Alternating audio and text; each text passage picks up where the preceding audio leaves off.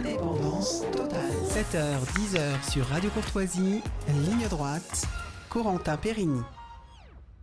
Bonjour Sophie Mageran. Bonjour Corentin. Je rappelle que vous êtes directrice de l'agence Odeia et ce matin vous nous emmenez à Naples, Intermezzo napolitain, donc du vendredi 9 février au lundi 12 février 2024, 4 jours, 3 nuits. Intermezzo, ça veut dire intermède, un petit intermède de 4 jours. Oui, pour couper l'hiver, pour retrouver un peu le soleil napolitain. C'est vrai que généralement en février, il peut faire très très beau. C'est déjà le printemps, vous savez, c'est la saison des agrumes. Vous avez tous ces fruits là qui croulent qui font crouler les arbres, que ce soit les citronniers, les orangers, les martsolines et cette petite clémentine absolument délicieuse de la fin de l'hiver que l'on retrouve à Naples et dans sa région seulement. Voilà, c'est aussi une invitation à aller peut-être au théâtre au San Carlo, puisque vous avez cette immense salle de concert du XVIIIe siècle à Naples qui est fameuse dans l'Europe entière et donc qui donnera l'occasion, à l'occasion de ces 4 jours, peut-être d'écouter un récital, un opéra ou autre. Écoutez, ça donne envie en tout cas de partir. Alors quel est l'esprit, parce que vous citez donc Joseph Autran qui cite: après ces jours d'été dignes du ciel humide, quand le soleil a fui sous l'Occident en feu, heureux qui vient le soir sur la falaise humide dilater ses poumons à l'air du golfe bleu. C'est beau, c'est bien magnifique. dit. Et c'est vrai que Naples, c'est une ville à part entière. En fait, c'est pas l'Italie tout à fait, c'est Naples. Il y a plusieurs Naples, comme on dit.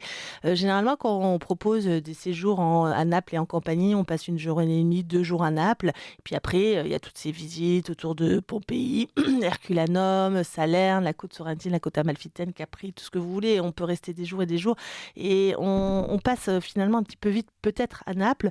Et l'occasion de cet intermezzo napoletano, c'est de finalement découvrir un petit peu mieux Naples, de s'y pencher, de se poser, comme on dit aujourd'hui, à Naples.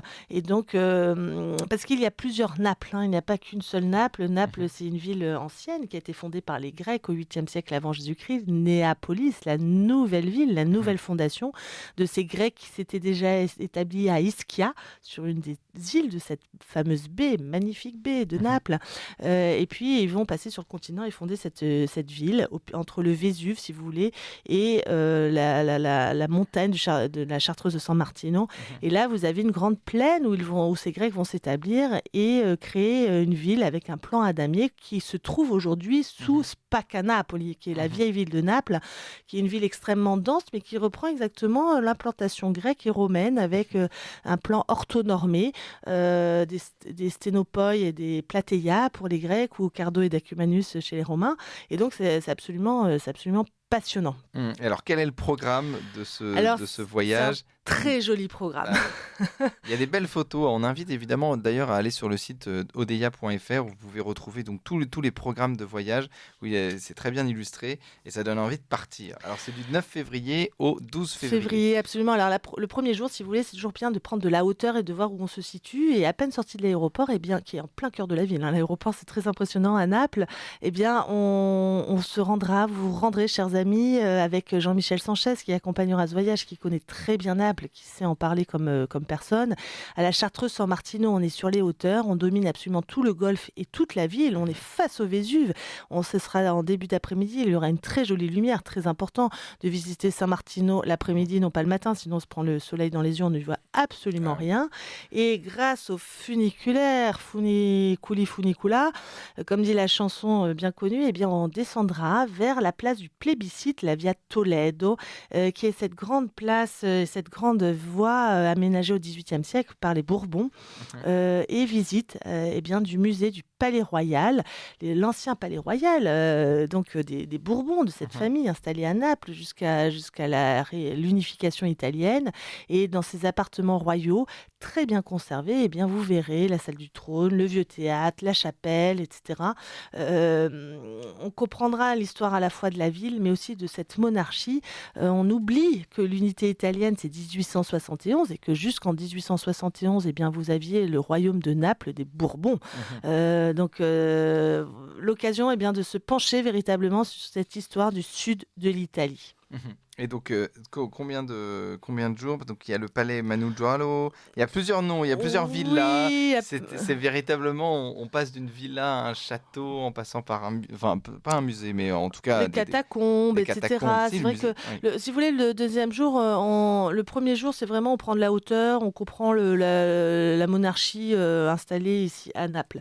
Le deuxième jour, le thème, c'est Naples antique et historique, et on va se pencher justement à Spaccanapoli, dans ce vieux quartier. On va découvrir la cathédrale, on va également découvrir le trésor de cette cathédrale San Gennaro, et puis on va aller dans Naples souterraine.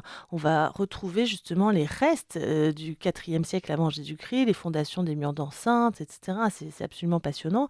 Et on va ensuite évoluer dans tout ce quartier jusqu'au quartier de la Sanità, au nord de cette vieille ville qui est assez peu connue, qui conserve de très très belles architectures de San Felice, un très très beau palais espagnol par exemple. Il y a des marchés, c'est très populaire encore, c'est très très populaire. Et ils parlent un sabir, c'est napolitain qu'on ne comprend pas. Moi qui parle italien, je ne comprends pas, je suis complètement dépaysée. Et notre promenade nous mènera ensuite jusqu'aux catacombes de San Gennaro. Et consacré saint dès le 5e siècle, donc après Jésus-Christ,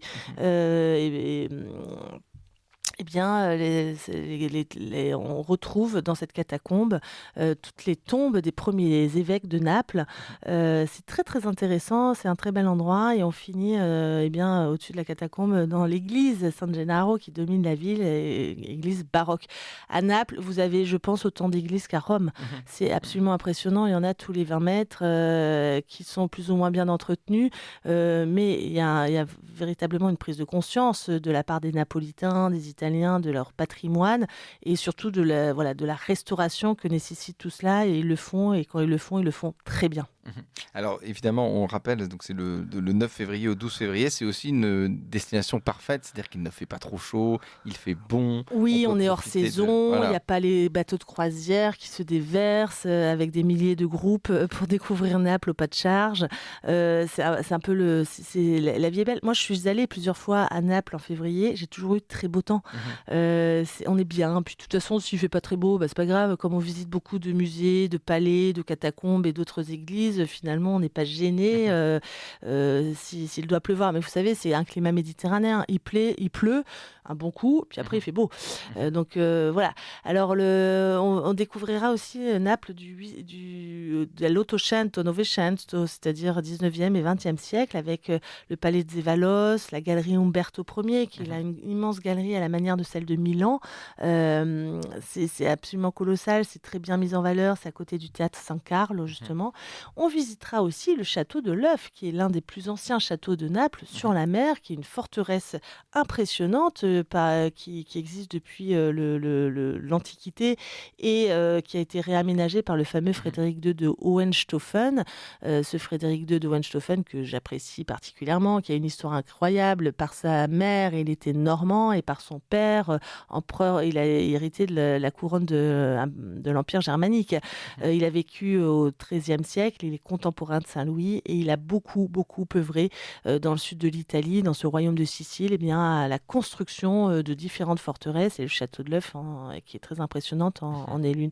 Alors, on verra aussi le château neuf, Castelnuovo, forteresse médiévale, cette fois-ci construite par nos amis les Anjou, la famille d'Anjou, qui sont venus justement dans le sud de l'Italie pour écraser la descendance du fameux Frédéric dont nous venons de parler. Et puis, sans doute une soirée au théâtre San Carlo en fonction de la programmation. Le quartier du Vomero, très très joli quartier. On est sur les hauteurs, là, on a une vue absolument incroyable avec des maisons, des jardins, des palais. C'est une autre Naples, on est dans un autre monde, on est très très loin de Spaccanapoli, très populaire.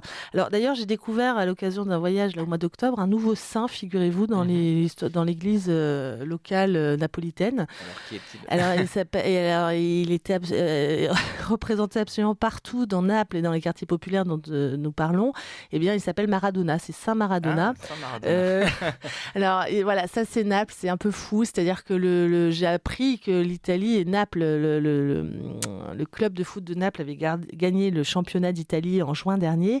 La ville, en octobre, était encore toute pavoisée aux couleurs du club bleu et blanc. Moi, je croyais que c'était en l'honneur de la Sainte Vierge pour le mois d'octobre. Pas du tout.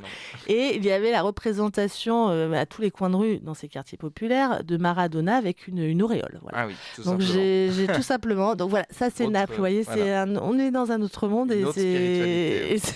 C'est très amusant en réalité. C'est très très amusant. Alors Sophie Mageron, évidemment, on est en Italie. Je veux vous demander évidemment qu'est-ce qu'on mange, quelles sont les spécialités culinaires de Naples. Très très bien à Naples. Ouais. Alors on connaît des petits restaurants extraordinaires dans le quartier espagnol. En plus, si vous voulez, les Napolitains, ils ont une joie de vivre. Ils ont une manière d'être. Ils sont drôles, ils sont accueillants. Ils en rajoutent. C'est le théâtre, c'est la commedia dell'arte finalement. Et c'est Naples, c'est ça aussi Naples. Eh bien, vous pouvez. Alors à Naples, il y a plein de choses. On peut avoir des grands restaurants au bord de l'eau, très chic, les pieds avec une vue extraordinaire. On peut avoir beaucoup de choses à la manière d'ailleurs de l'Antiquité, c'est-à-dire des tavola calda. Dans la rue, on achète une petite friture de mer mixte, des crevettes toutes fraîches, ça, à peine passées dans la friture, on mange ça, c'est absolument délicieux.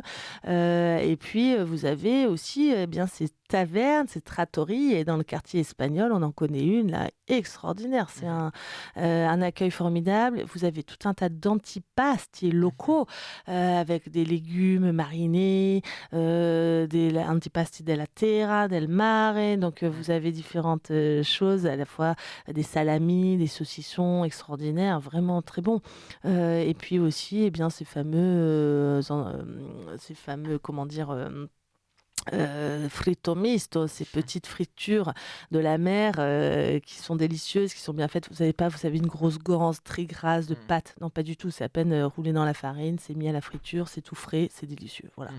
Et tout ça avec un bon vin, on passe un très très bon moment. Ouais, 4 jours, 3 nuits, c'est pas trop court, mais bon, évidemment. C'est pas trop court, c'est pas trop long, c'est très bien. C'est l'idéal. L'idéal, le temps parfait. Bah écoutez, merci beaucoup Sophie Mageron. Je rappelle Intermezzo napolitain d'ailleurs, vous avez mis Napolitain, mais napoletano. Napolitano du vendredi 9 février au lundi 12 février 2024. 4 jours, 3 nuits. Évidemment, c'est disponible sur le site odeya.fr ou par téléphone au 01 44 09 48 68. On le répète souvent, mais il faut bien réserver à l'avance. Oui, alors d'ailleurs, c'est un voyage qui est partant là. Il est confirmé. Il reste quelques places. Il reste quelques places, donc allez-y, allez à Naples et puis vous nous raconterez. Pardon. Absolument.